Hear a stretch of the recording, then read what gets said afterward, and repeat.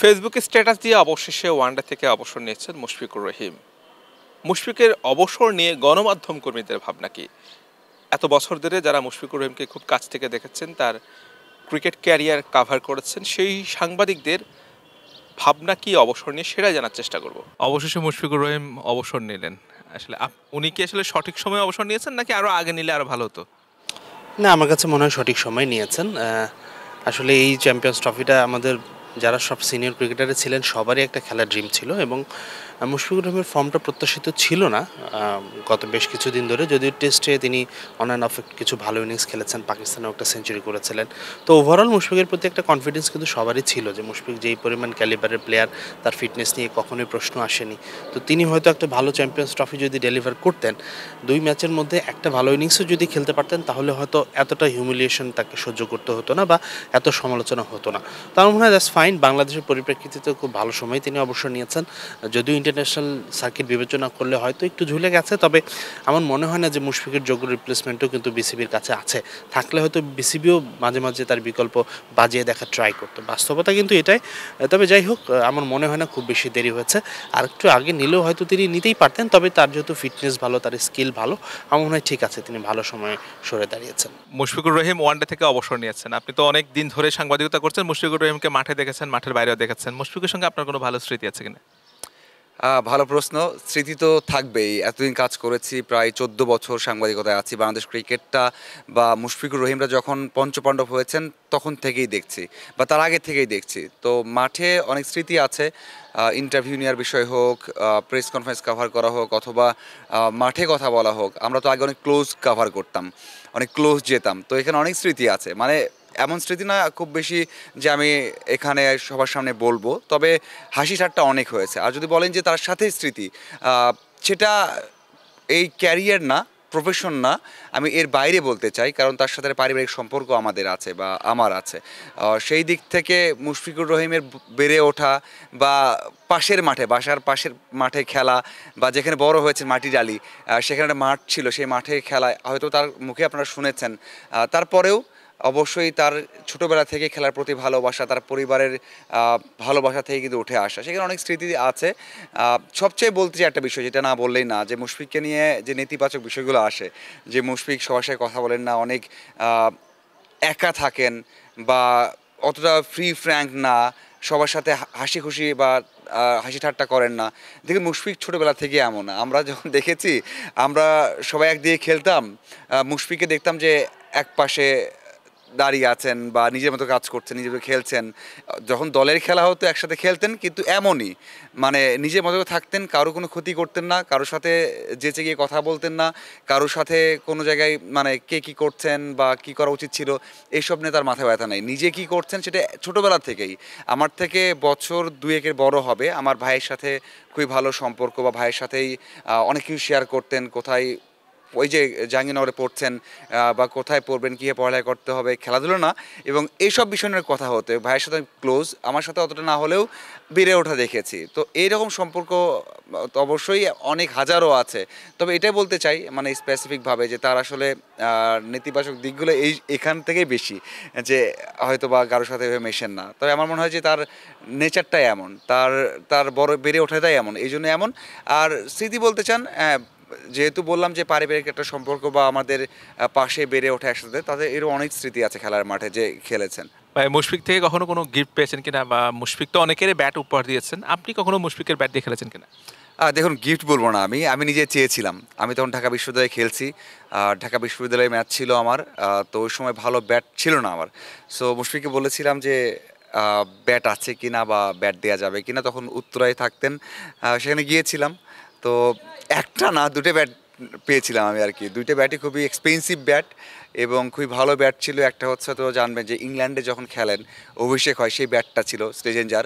আর একটা কোকাবুরার ওই ব্যাটটা ছিল, আমি নামটা ভুলে গেছি। যদিও সেই ব্যাটটা শ্রীলঙ্কাতে খেলেছিলেন।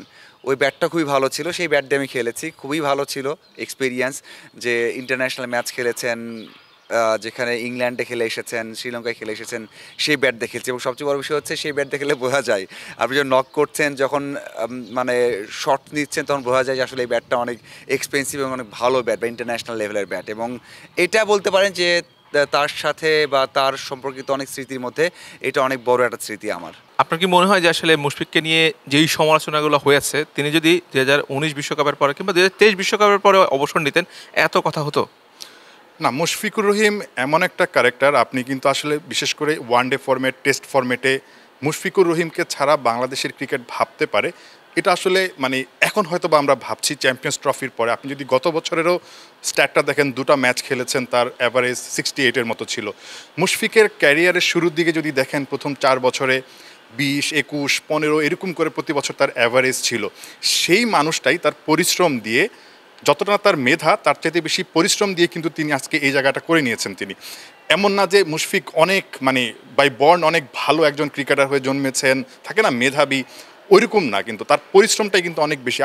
আমরা সবাই কিন্তু দেখি, এমনও দিন দেখেছি যে জাতীয় দলের প্র্যাকটিস সেশনটা দুপুর 2টা থেকে, মুশফিকুর রহিম এসেছেন সকাল 8টায়, 8টা থেকে 12টা প্র্যাকটিস করেছেন, তার একটা সেশন শেষ।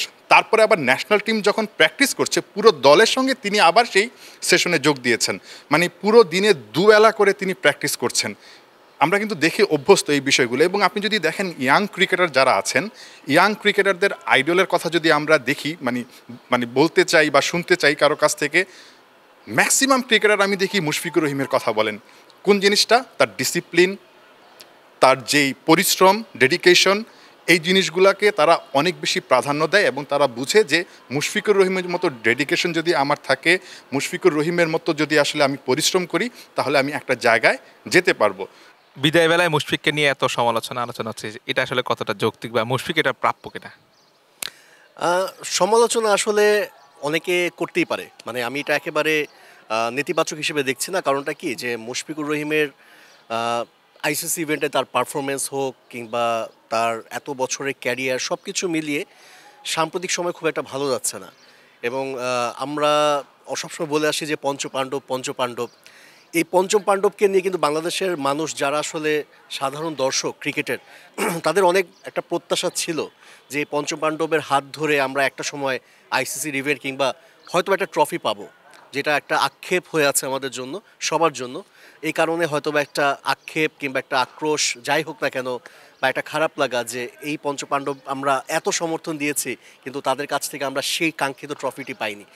হয়তো বা এই কারণেই মুশফিকুর রহিমের উপর একটা বাড়তি ক্ষোভ বা মানুষের হয়তো এত সমালোচনা যে চ্যাম্পিয়ন্স ট্রফিতেও সে ভালো কিছু করতে পারেনি। বিশেষ করে তার যে আউট হওয়ার ধরন, সেটা আসলে খুবই দৃষ্টিকটু ছিল। যে 17 বছর 18 বছর ধরে যারা ইন্টারন্যাশনাল ক্রিকেট খেলছে, তার কাছ থেকে অন্তত এতটুকু তো ম্যাচ অ্যাওয়ারনেস প্রত্যাশা করা যেতেই পারে যে কোন পরিস্থিতিতে আমাকে কিভাবে খেলা উচিত। সেই জিনিসটা একটা বড় আমরা শূন্যতা দেখেছি এই মুশফিকের কাছ থেকে বা মাহমুদুল্লাহর কাছ থেকে। তবে এটা ঠিক যে হয়তো বা আমার কাছে মনে হয় যে স্টিভেন স্মিথ সেই পথটা দেখিয়ে গেছেন। যেভাবে আসলে ভারতের কাছে হারের পরে বা যেভাবে তিনি ফুলটস বল আউট হয়েছেন, তার কাছে হয়তো বা মনে হয়েছে যে এটাই বিদায় বলা শেষ সময়, সেরা সময়, এবং 2027 বিশ্বকাপের জন্য একটা দল গঠন করার জন্য সেই সুযোগটা তিনি করে দিয়েছেন। হয়তো বা মুশফিক সেখান থেকে একটা ইন্সপিরেশন নিলেও নিতে পারে যে স্টিভেন স্মিথ এভাবে বিদায় নিয়েছেন, আমি কেন না। হয়তোবা এটা 2023 বিশ্বকাপের পরে যদি মুশফিক এই সিদ্ধান্তটা নিত, হয়তোবা আরও বেশি সাধুবাদ পেত, হয়তোবা এত সমালোচনা হতো না। হয়তোবা এই 2টা বছর পর, এতগুলো ফেইলিয়ারের পরে অবসর নেওয়াটা, এই কারণে হয়তোবা মানুষের মধ্যে ওই অনুভূতিটা কাজ করছে না যে একজন বাংলাদেশের one of the best batsman, বাংলাদেশের কিংবদন্তি মুশফিকের বিদায়ের পরে একজন সাধারণ দর্শক যেভাবে আসলে ব্যথা পাবে, তার খারাপ লাগবে, সেই অনুভূতিটা আমার কাছে কম মনে হচ্ছে।